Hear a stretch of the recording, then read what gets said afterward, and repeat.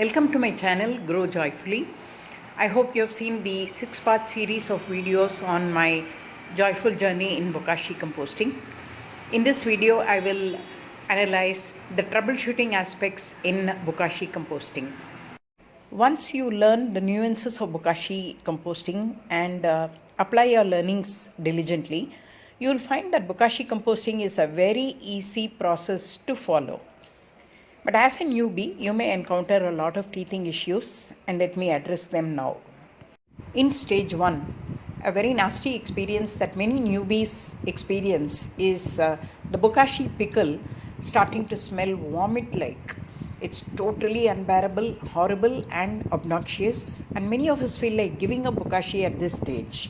And we also find maggots and creepy crawlies inside the bin.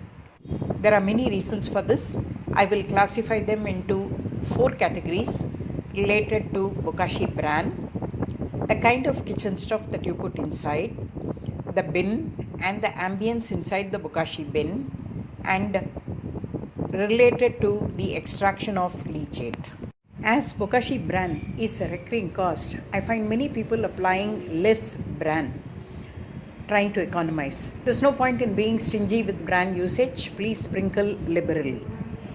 The way you apply the Bokashi Bran can also impact the fermentation process.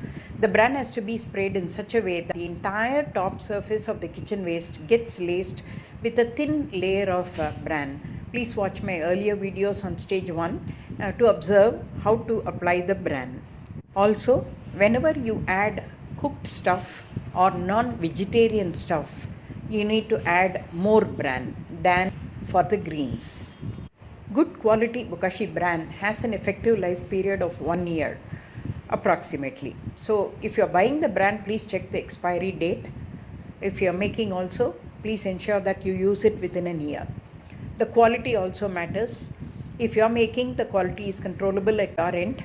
Poor quality Bran definitely impacts the fermentation process adversely.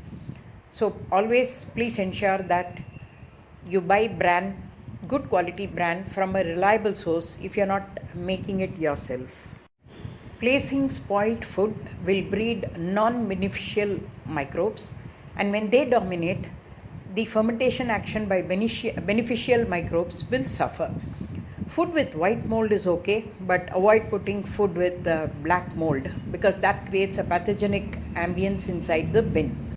Also, pouring liquid food is to be avoided because that again results in fermentation process getting impacted negatively. For fermentation to take place, we need to have 100% anaerobic ambience inside the bin. The bin not having an airtight lid is one of the most common reasons for Bokashi stage 1 to fail. It allows air inside and it allows breeding of creepy crawlies, maggots, etc. And do not expose the bin to extreme weather conditions. Avoid keeping the bin outdoor. Spigot getting clogged also means that we will not be able to extract the leachate regularly. So please get a good spigot fixed. I also demonstrated in my video on stage 1 how crucial it is to pack the kitchen waste regularly after every 2 inches of application. If you don't do this, the mix is loose and air pockets develop inside the kitchen stuff, and that will prevent fermentation process. As you fill the bin gradually over a period of 2 weeks, for example, the top surface of your kitchen stuff should always be covered with a plastic sheet, again to facilitate anaerobic ambience on top of the mix. Otherwise, the air that is present in the bin, in the empty area, the unfilled portion of the bin, will again affect the fermentation process. The Bokashi leachate should not be allowed to remain in the bin at all. So extracting the leachate once in 2 or 3 days is a non-negotiable routine that you need to follow. Even if you go on holiday, you may leave the bin for a longer resting period, but you need to ensure that somebody extracts the leachate regularly. How do we handle this scenario of horrible smell inside the Bokashi bin? Try adding more bran and molasses. Stop adding more kitchen waste. Leave the bin to rest for a few days and observe. If the smell is reduced or minimized after a few days, proceed to filling up as usual in stage 1 or proceed to the resting phase.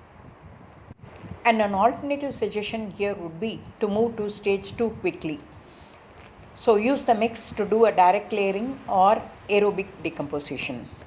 If you are unable to do this and it's a total failure as you think, the only choice is to discard the batch completely. Throw the contents out, wash the bin well. Please do not give up Bokashi. Examine what could have caused the bad odor, fix the problem and restart a new batch. The troubleshooting that we do in stage 2 is very similar to what we do in aerobic composting because the issues that we face are very similar. Never go to stage 2 if you find the pickle wet or soggy. Soggy pickle means that there is leachate still to be extracted. As there is no strict timeline at all to do stage 2, keep extracting the leachate.